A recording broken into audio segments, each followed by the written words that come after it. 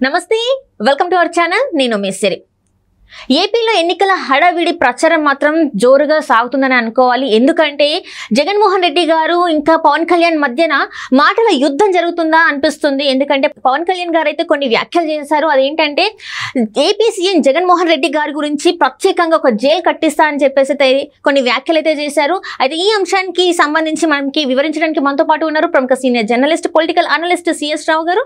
నమస్కారం sir. Sir, ఇప్పుడు చూస్తున్నట్టయితే ఏపీలో ఎన్నికల ప్రచారం కొనసాగుతుంది. అంటే అది ఎట్లా ఉందంటే వేడిగా ఉంది. పవన్ కళ్యాణ్ గారు ఇంకా జగన్మోహన్ రెడ్డి మధ్యలో మాటల యుద్ధం జరుగుతుందేమో అనిపిస్తుంది.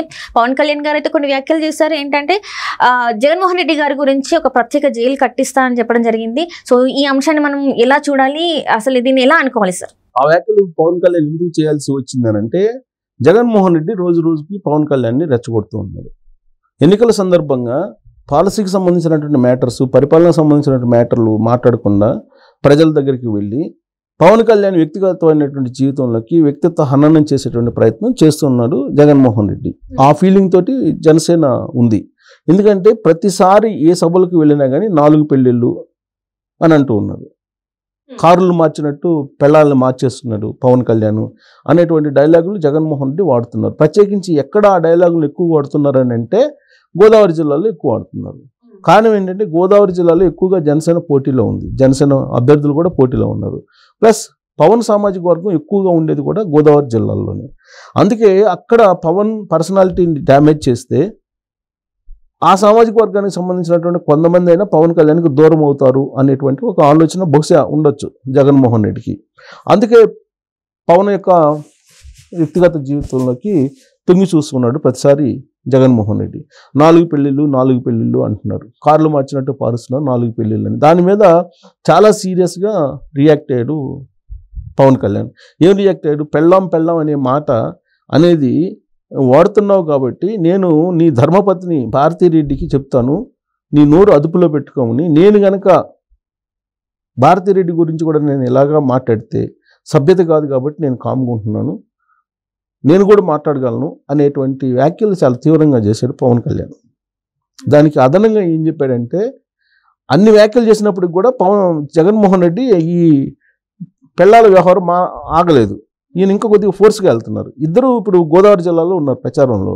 సో ఫోర్స్గా ఉన్నప్పుడు ఈయన లాస్ట్కి ఏమన్నారంటే నాకు 4 పెళ్ళాం అనేవాళ్ళు నువ్వేను, 4 పెళ్ళాం నువ్వేను అని చెప్పి పవన్ కళ్యాణ్ అంటున్నారు. సో 4 పెళ్ళాం నువ్వే అనగానే పెద్ద ఎత్తున ట్రోల్స్ మొదలైనాయి. మీమ్స్ తోటి కూడినటువంటి కామెంట్స్ మొదలయ్యాయి సోషల్ మీడియాలో. జగన్మోహన్ రెడ్డికి పవన్ కళ్యాణ్కి పెళ్ళి, జగన్మోహన్ రెడ్డికి మంచి యూత్ డ్రెస్ వేసేసి పెళ్లి కూతురుని చేయటం, ఇవన్నీ రకరకాల మీమ్స్ పెట్టారు. అసలు అంత దూరం వెళ్ళాల్సిన అవసరం ఏంటి? దానివల్ల ప్రజలకి ఏమైనా ఉరుగుతుందా, ఏమైనా ఉపయోగం ఉందా అంటే ఏం లేదు. కేవలం పవన్ కళ్యాణ్ని పర్సనల్ డ్యామేజ్ చేసేటువంటి ప్రయత్నం జరుగుతుంది.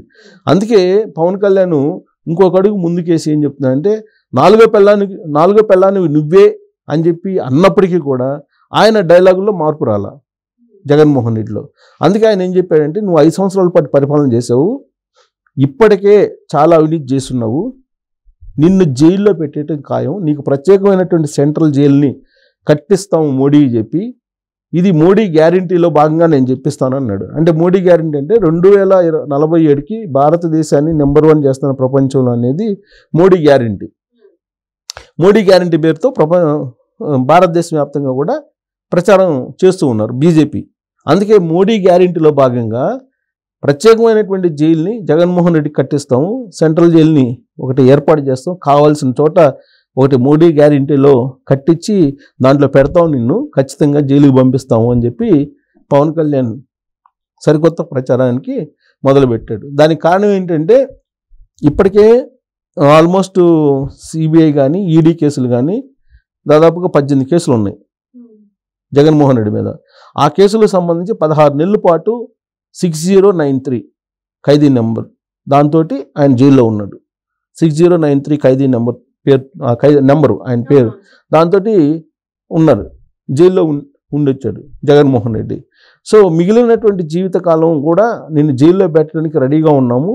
ప్లస్ ఆ కేసులతో పాటు ఇప్పుడు ఈ 5 సంవత్సరాల్లో 2019 నుంచి 2024 వరకు ఎన్ని రకాల స్కామ్స్ చేసామో అవన్నీ బయట పెడతాము, వాటి మీద ఎంక్వైరీ వేస్తాము, ఎంక్వైరీ వేసి జైల్లో పెట్టిస్తాం, ప్రత్యేకమైనటువంటి సెంట్రల్ జైలు కట్టించడం గ్యారంటీ, మోడీ గ్యారంటీ తోటి అని చెప్పి పవన్ కళ్యాణ్ సరికొత్త ఒక స్లోగన్ అందుకున్నాడు. జగన్మోహన్ రెడ్డి ఎంత అవినీతిపరుడు అనేటువంటి ఒక ప్రస్తావన ప్రజల్లో తీసుకురావడానికి పవన్ కళ్యాణ్ ప్రయత్నం చేస్తున్నాడు. లిక్కర్ స్కామ్ కానీ, ఇసుక స్కామ్ కానీ, మైనింగ్ కానీ, భూ కబ్జాలు కానీ, ఇవన్నీ కూడా ఆయన విలాసవంతమైనటువంటి భవనాలు కట్టించినప్పుడు ఎంత అవినీతి చేశారు, ఇవన్నీ కూడా ప్రస్తావిస్తూ పవన్ కళ్యాణ్ ఖచ్చితంగా ఎంక్వైరీ చేస్తాం, జైల్లో పెట్టిస్తాము అని చెప్పి చెప్తున్నారు. ఆయనకి మద్దతు పలికేలా బీజేపీ నాయకులు కూడా గతంలో ఎప్పుడు లేని విధంగా ఈసారి బీజేపీ ఇన్ఛార్జీలుగా వచ్చినటువంటి నాయకులు కానీ, లేదా ఏపీ బీజేపీలో ఉండేటువంటి నాయకులు కానీ జగన్మోహన్ రెడ్డి అవినీతి మీద, అక్రమాల మీద విచారణ ఖచ్చితంగా జరిపిస్తాము అని చెప్పి వాళ్ళు కూడా స్లోగన్ మొదలుపెట్టారు. అంతేకాదు రాబోయేటువంటి రోజుల్లో నరేంద్ర మోడీ 4 చోట్ల సభలో జరిగేటువంటి అవకాశం, సభల్లో పాల్గొనేటువంటి అవకాశం ఉంది. వాటిలో అనకాపల్లి సభ ఒకటి, రాజమండ్రి సభ ఒకటి ఉంది. తర్వాత రాజంపేట, కడప, ఈ 2 చోట్ల ఒక చోట పెట్టాలనేటువంటి ఒక నిర్ణయం కూడా తీసుకున్నారు. సో ఆయన పాల్గొనేటువంటి సభల్లో జగన్మోహన్ రెడ్డికి సంబంధించినటువంటి అవినీతి అక్రమాలకు సంబంధించి ప్రస్తావించడంతో పాటు అమరావతి రాజధాని విషయంలో కూడా ఒక క్లారిటీ నరేంద్ర మోడీ చేత ఇప్పించేటువంటి ప్రయత్నం చేస్తామని చెప్పి సరికొత్తగా ఇప్పుడు బీజేపీ సంబంధించినటువంటి నేతలు, ఎలక్షన్కు బాధ్యులుగా వచ్చినటువంటి బీజేపీ వాళ్ళు, ఢిల్లీ నుంచి వచ్చినటువంటి వాళ్ళు ప్రామిస్ చేస్తున్నారు, చెప్తున్నారు. అంటే రాబోయేటువంటి రోజుల్లో నరేంద్ర మోడీ వచ్చేటువంటి సభలు ఏ విధంగా ఉండబోతున్నాయి రాబోయేటువంటి రోజుల్లో అనేదానికి కొన్ని వాళ్ళు హింట్స్ ఇస్తున్నారు. సో ఈసారి నరేంద్ర మోడీ కొంచెం అగ్రెసివ్గా ప్రసంగం ఉండే అవకాశం ఉంది. ఆంధ్రప్రదేశ్లో జరుగుతున్నటువంటి రాజ్యం ఏ విధంగా ఉంది, దోపిడీ రాజ్యం, అక్రమాల రాజ్యం, అవినీతి రాజ్యం ఏ విధంగా ఉంది, వీటన్నిటి మీద ప్రస్తావించడంతో పాటు అమరావతి రాజధానికి సంబంధించి ఖచ్చితంగా మాట్లాడతారు. 3 రాజధానులు అనేవి కాదు, ఒకటే రాజధాని, అది కూడా అమరావతి అనేటువంటి ఒక స్టాండ్ని బీజేపీ తీసుకుంది. దాన్ని నరేంద్ర మోడీ చేత చెప్పిస్తామని చెప్పి ఇప్పుడు బీజేపీ వాళ్ళు అంటున్నారు. వాస్తవంగా నరేంద్ర మోడీ 2014 ఎన్నికల్లో తిరుపతి వేదికగా చేసుకొని ఢిల్లీ తరహా రాజధాని నేను కట్టించి ఇస్తానని చెప్పి ఆంధ్రప్రదేశ్ ప్రజలకి ప్రామిస్ చేశారు. ఆ ప్రామిస్ ఇప్పటి వరకు నెరవేరలేదు. దాన్ని నెరవేర్చేటువంటి బాధ్యత నరేంద్ర మోడీదే. నరేంద్ర మోడీ చేత అది చెప్పిస్తామని చెప్పి బీజేపీ నేతలు ఇప్పుడు చెప్తున్నారు.